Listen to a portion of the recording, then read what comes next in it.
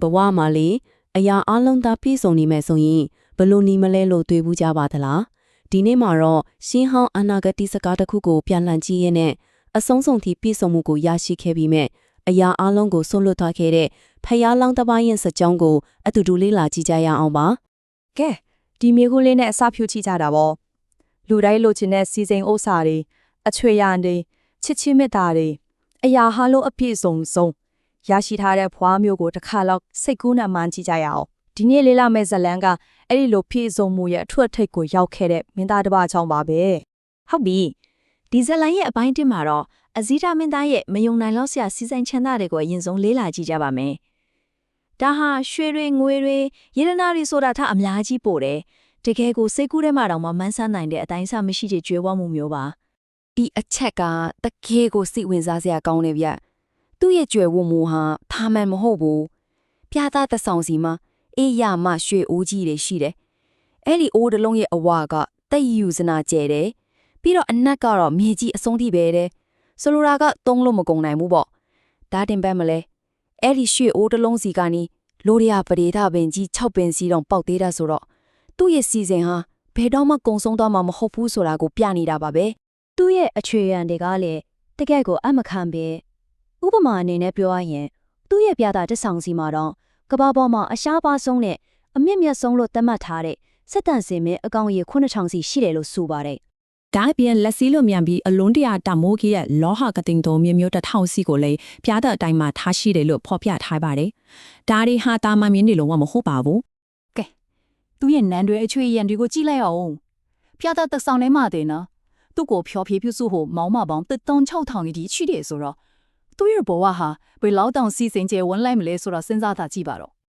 ဥစ္စာကြီးစိတ်နေတဲ့မကတဲ့ဘူးသူ့ရဲ့ကျင်ရတော်အကြောင်းကိုလည်းကြည့်လိုက်ရအောင်ဟုတ်ပါတယ်သူ့ရဲ့ကျင်ရတော်ကလည်းတာမန်မဟုတ်ပါဘူးကြည့်လိုက်ပါဦးတကယ်ကိုနဲ့တူမိကြနေတာပဲသူ့ရဲ့ကျင်ရတော်စန်တာမုခီဟာအလွန်လှပပြီးကိုတင်းနန့်ကစန်တကူနန့်လိုအမြဲမွေးကြိုင်နေတယ်အသားရည်ကဝါကွမ်းထက်တောင်နူးညံ့ပြီးသူ့ရဲ့ကိုရောင်ကိုဝါကြောင့်12တောင်အတွင်းမှာမီးမထုံးပဲလင်းထိန်နေတယ်လို့ဆိုပါလေပြောချင်တာကသူ့ဘဝရဲ့အရာအလုံးဟာအပြစ်ကင်းစင်ပြီးပြည့်စုံနေတယ်ဆိုတာကိုဒီအချက်တွေကသက်တွေ့ပြနေတာပါပဲကဲအခုဆိုရင်မင်းသားလေးရဲ့သောစာအာဏာဘယ်လောက်တောင်ကြီးမားတယ်ဆိုတာကိုကြည့်ကြအောင်သူဟာရှင်ဘရင်တောင်မခိသေးပေမဲ့သူ့အပေါ်ထားတဲ့ယူတီလေးစားမှုကတော့တကယ်ကိုအမခန်းပါပဲဒီဖြစ်ပျက်ကတကယ်ကိုထူးခြားတယ်ဗျာစဉ်းစားကြည့်လေကဘာပေါ်ကအင်အားကြီးဆုံးအေဂရတ်ဖြစ်တဲ့တင်ဆက်စကြဝဠာမင်းကိုရိုင်းကတခြားဖရင်ပေါင်း8000နီထောင်းနဲ့အတူအဇီတာမင်းသားစီမှာအမှုထမ်းခွင့်ပေးဖို့လာရောက်တောင်းပန်ကြတယ်လို့ဆိုပါတယ်ဒီအဖြစ်စကားကနေအဇီတာမင်းသားရဲ့ပြီးဆုံးမှုကိုကောင်းကောင်းကြီးမြင်နိုင်ပါတယ်သူကအကျွန်ုပ်မှာဖွားဖက်တော်အမတ်ကြီးပေါင်း18ခုတည်းနဲ့တကွာစိတ်မြင့်ဘိုးပါးတွေအဖြစ်ရှိပါတယ်ဒါကြောင့်အလိုမရှိတော့ပါဆိုပြီးရင်ကြီးစွာညှင်းဆိုခဲ့တယ်သူ့မှာကိုပိုင်အုပ်ချုပ်ရေးရန်တရားကအလွန်ကြီးမားနေပြီးသားဖြစ်နေတာကိုရှင်းရှင်းလင်းလင်းပြသနေတာပါနေနေရမှာတော့ဗျာဇလန်ရဲ့အရေးကြီးဆုံးအချောအကွေ့ကိုရောက်လာပါပြီအရာပြည့်စုံနေတဲ့သူ့ရဲ့ဘဝမှာပထမဆုံးအကြောင်းလေးတွေစပြီးပေါ်လာတဲ့အချိန်ပေါ့အချိန်ကြီးကတော်ကြာကုံလွန်သွားတယ်မင်းသားဟာ2000တိလောကီစီးစိမ်ကိုခန်းစားပြီးနောက်မှာသူ့ရဲ့သားတော်ဗြဟ္မဝုံတာကိုဖွားမြင်ခဲ့ပါတယ်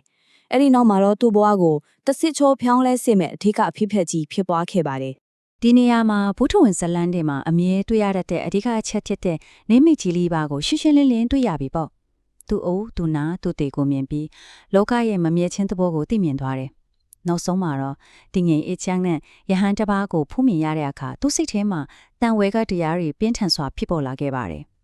်အဲ့ဒီဆမ်ဖာဂယ်ရလို့ခေါ်တဲ့နှဆိုင်တဲ့နိုးကြမှုကပဲသူ့ကိုလော်ကီဘဝရဲ့အနှစ်သာရမရှိမှုကိုသိမြင်စေပြီးစွန့်ခွာဖို့တွန်းအားပေးခဲ့တာပ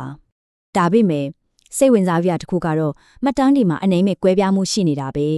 အစင်တလာဇလန်မှာနေမီကြီးလီပါကိုမြင်တယ်လို့ဆိုပေမဲ့ဒေးပြဝါဒနာကျမ်းမှာတော့ကျိုးပယ်နေတဲ့ရေးတိုင်တစ်ခုကိုမြင်ပြီးတန်ဝေကဖြစ်တယ်လို့ဖော်ပြထားပါတယ်ဖြစ်စေတဲ့အကြောင်းရင်းကွဲပြားနေပေမဲ့ရလကတော့အတူတူပါပဲနန်းနဲ့လက်ပြောင်းလဲမှုတစ်ခုကိုဖြစ်ပေါ်စေခဲ့ပါတယ်ကဲဇလန်ရဲ့အထူးအချိတ်ကိုရောက်လာပါပြီသူရဲ့ကီးပြေဆုံးလုံးနဲ့ဘဝကိုဆွတ်လွတ်ပြီးထွက်ခွာဖို့ဆုံးဖြတ်လိုက်တဲ့အချိန်အခါပါပဲအဇီတာမင်းသားတော်ထွက်တော့မယ်ဆိုတာကိုသင်္ခတ်စကြဝဠာမင်းသိလိုက်ရတဲ့အခါမှာတော့သူ့ကိုတားဆီးဖို့နောက်ဆုံးတစ်ကြိမ်စူးစမ်းခဲ့တယ်ဘလို့စူးစမ်းခဲ့လဲဆိုတော့သူဆွန့်လွတ်ချင်နေတဲ့လော်ကီစီစိန်တွေနဲ့ပဲသူ့ကိုပြန်လဲဆွမ်းဆောင်ခဲ့တာပါဒီ slide မှာပြထားတဲ့အတိုင်းပဲစဉ်းစားကြည့်ပါဦး ကချေဒီမျိုးသမီးရှိထောင်လီထောင်မျိုးသူမျိုးသားတွေမူမတ်တွေတသေးသူကျွဲတွေအားလုံးကပန်းနဲ့နန်းသားတွေကင်ဆွဲပြီးသူ့ကိုဝန်းရံထားကြတယ်။သူရှိမှတလောကလုံးရဲ့စီစဉ်ချမ်းသာတဲ့အာယုံခံစားမှုတွေကိုနောက်ဆုံးတစ်ချိန်ထွေတန်းစီချပြခဲ့ကြတာပေါ့။ဒါပေမဲ့သူ့ရဲ့ဆုံးဖြတ်ချက်ကတော့ပြတ်သားနေခဲ့ပါပြီ။ ဒီဇလန်ကကျွန်တော်တို့ကိုတကယ်စဉ်းစားစရာကောင်းတဲ့မိခွန်းတစ်ခုချန်ထားခဲ့ပါတယ်အကယ်၍အဆုံးစုံလောချမ်းသာဒုက္ခကိုအဆုံးစားမရှိတဲ့စီးစိမ်ဥစ္စာတွေအာနာရီထဲမှာတော့ရှာမတွေ့နိုင်ခဲ့ဘူးဆိုရင်လူသားတွေတကယ်ရှာဖွေနေတဲ့စစ်မှန်တဲ့ငင်းချမ်းမှုနဲ့ပျော်ရွှင်မှုကဘယ်နေရာမှာအမှန်တကယ်ရှိနေနိုင်မလဲ